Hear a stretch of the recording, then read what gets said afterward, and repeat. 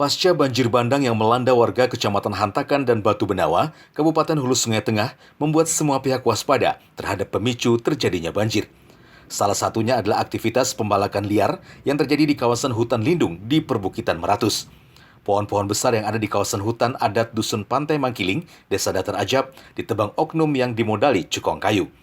Pohon jenis meranti ini dipotong dan digergaji mesin untuk dijadikan bahan papan dan kayu-kayu balok sesuai ukuran untuk diperdagangkan. Kejadian ini baru diketahui 1 bulan sebelum banjir bandang menerjang. Warga setempat yang mengetahui hutannya dimasuki orang langsung bergerak dengan mendatangi lokasi dan memotong-motong balok kayu menjadi potongan kecil.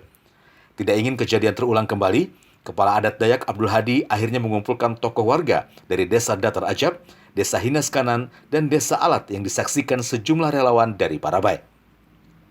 Pertemuan ini dilaksanakan di Pantai Mangkiling, Rantau Perupuk, Desa Datar Ajab pada Kamis siang. Dalam pertemuan ini disepakati tentang tapal batas hutan lindung masing-masing desa dan pemberlakuan sanksi adat bagi pelaku penebang pohon dan perusak ekosistem di hutan Meratus.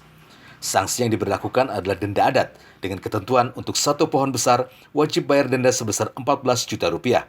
Sedangkan jika pelaku tidak memiliki garis keturunan warga setempat, maka denda adat yang diberlakukan sebesar 28 juta rupiah.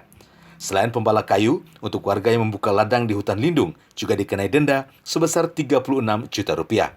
Kesepakatan sanksi adat ini sebagai upaya warga Meratus untuk mengantisipasi terjadinya aksi pembalakan liar yang marak terjadi.